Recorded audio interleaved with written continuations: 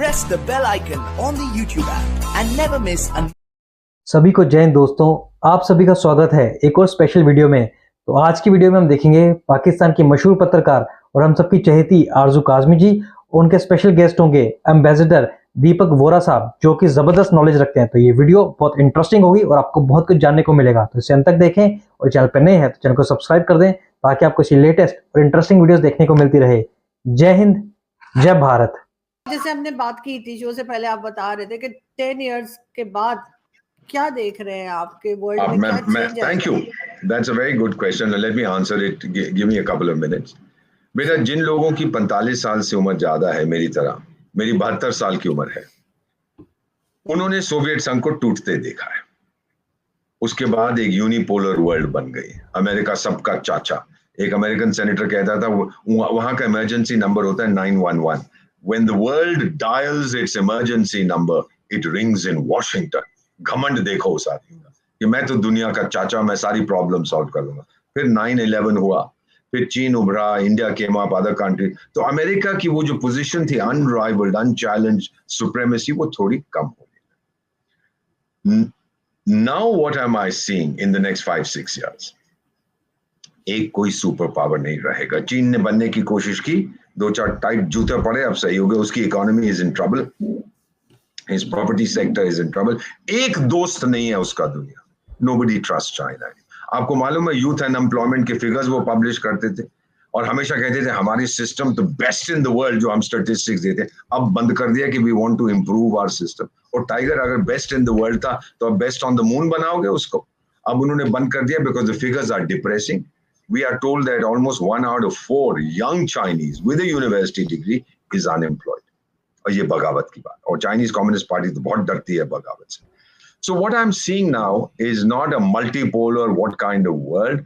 I'm seeing that there will be 3 configurations. बेटा, एक बनेगा a group of economic superpowers, और इसमें होगा United states. Economy is very strong, बहुत बड़ा है, डॉलर, ये ब्रिक्स करेंसी और ये वो जो लोग कहते रहते हैं, कुछ नहीं होने वाला। 70% दुनिया की जो ट्रांजैक्शंस होती हैं वो अमेरिकन डॉलर में होती है। So that will be the United states, that grouping, United States, India, Japan. ये 3 देश will become the economic superpowers. China, I don't know whether we even want. Second will be the military constellation.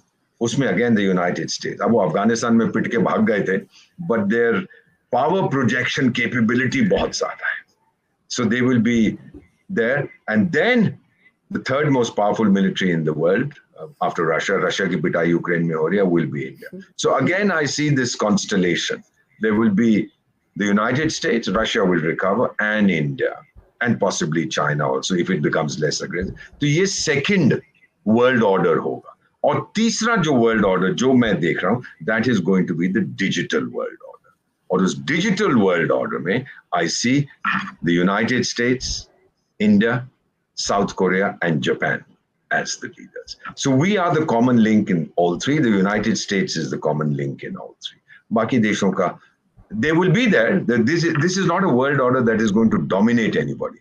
ये single नहीं है. There will be 3 world orders that I see emerging in the next 10 years. What is Pakistan's position? You can answer that better than I can. Focus on education, focus on economic recovery, give up this inveterate hostility towards India. अजी, भारत हमको टमाटर बेचना चाहता है जब आपकी कीमतें बहुत ज्यादा हो गई थी, या प्याज की कीमतें। अजी, काफिर का प्याज हम कैसे लेंगे? यार, धर्म सब्जी में कहां से आ गया? सारी दुनिया तो हमारे प्याज खाती है, सऊदी अरेबिया भी खाता है, सूडान को भी हमने भेजा था, यूएई को भी भेजा था। आप कहां से ठेकेदार बन गए सेल्फ स्टाइल ऑफ इस्लाम? काफिर का प्याज क्या होता है और नॉन काफिर का प्याज क्या होता है? कोई टेस्ट में फर्क होता है? मुझे तो मालूम नहीं, आप बताइए अगर कुछ होता है। नहीं सर, मुझे भी नहीं मालूम। लेकिन सर, अफगानिस्तान और पाकिस्तान में जो क्लैशेस चल रहे हैं टीटीपी को लेके, सर लास्ट में पूछना चाहूंगी, उसको कहीं रुकता हुआ देख रहे हैं आप, या मजीद प्रॉब्लम्स बढ़ेंगी? 15 अगस्त को 2021 में जब Taliban took over in Kabul, तो आप ही के चैनल पे बेटा मैं लोगों को भांगड़ा करते हुए देख रहा था। ओए ओए ओए, आ गया तालिबान, आ गया, भारत की $3 बिलियन इन्वेस्टमेंट डूब गई है। ओए दोस्त, वो हमारी इन्वेस्टमेंट नहीं थी, वो हमारा तोहफा था। अगर मेरी बेटी आरजू काजमी मुझे बर्थडे पे गिफ्ट देती है, आरजू गिफ्ट दे के चली जाती है पार्टी के बाद, मैं उस गिफ्ट को रखूं, फेंकूं, नदी में फेंक दूं, किसी और को दे दूं, आपका क्या लेना देना? वो तो तोहफा है, इन्वेस्टमेंट नहीं है। And today the Afghans are telling us, please come back and complete जो प्रोजेक्ट्स आपके थे, आपने ये डैम बना दिए, सड़कें बनानी है, टनल बनानी, कंप्लीट कर दी। पाकिस्तान के बारे में मैम ये स्ट्रेटेजिक डेप्थ की जो फैलेसी है कि हमेशा मेरे पास अफगानिस्तान रहेगा, अफगानिस्तान नहीं रहेगा। बार बार उन्होंने साबित किया है, you can rent an Afghan, you can't buy an Afghan. ये बार बार बार, आपको याद है 1991 में सोवियत संघ टूटने के बाद एक ऑपरेशन जलालाबाद भी किया था, आपके कोई इंटेलिजेंस के चीफ होते थे, कि उन्होंने उस समय आपकी लेडी प्राइम मिनिस्टर थी मिसेस भुट्टो, तो उनसे जाके कहा, मैडम अब बस, अब ये तालिबान में हमारा डार्लिंग है कोई मुजाहिद लीडर, उसको हम जलालाबाद भेज देंगे, मैं फौज भी अपनी भेज दूंगा, फिर जलालाबाद को कैप्चर करेंगे, फिर काबुल को लेंगे, और फिर तो अफगानिस्तान आपका अगला प्रोविंस बन जाएगा। और उस समय फिर जो सरकार थी नजीबुल्ला की, मैं उनको अच्छी तरह से जानता था, दे फॉट बैक फिरोशियसली। और जब आपकी बॉडी सोल्जर्स की वापस आने लगी तो मोहतरमा ने इस आदमी को बुलाया, इसका नाम भी मैं भूल गया, मर गया, अच्छा किया, तो वो उस बुला के बोली कि आपने तो कहा था कि ये हो जाएगा वो हो जाएगा। बोला मैडम मैं अभी जाके चेक करता हूं। The story I heard was she said, आप वापस नहीं जा रहे, आप किसी कोड वोड में निकलो, you are no longer going to be the intelligence chief. तो जो ऐसी चीजें होती हैं, फॉरगेटिंग दैट जब पाकिस्तान की क्रिएशन हुआ था, वन कंट्री अपोज्ड आपकी admission to the United Nations, Afghanistan.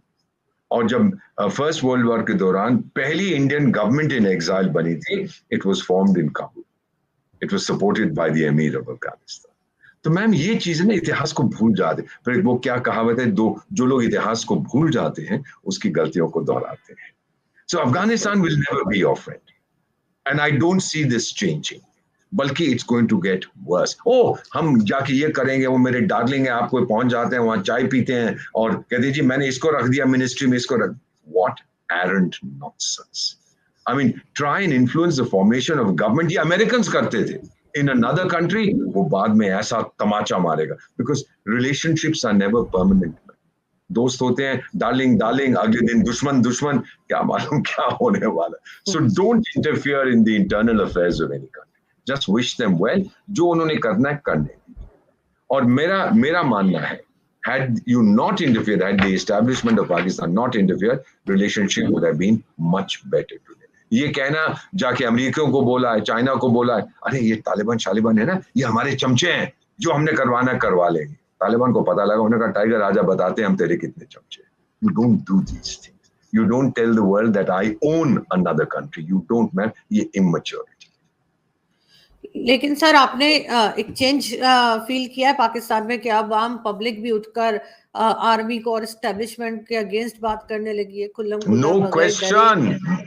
मई में आपकी तो स्ट्रॉबेरी रेवोल्यूशन हुई थी, वो जनरल साहब के घर में इसको स्ट्रॉबेरी रेवोल्यूशन कहता, क्योंकि जनरल साहब के घर से आप स्ट्रॉबेरीज निकाल के ले आए। Amazing, totally amazing. और बहुत हद तक people like you and you in particular, बेटी, you are responsible, social media is responsible, क्योंकि अब सच्चाई छुप नहीं सकती। You are spreading the word कि ये दुश्मनी किस कीमत पर, क्या मिल गया हमको।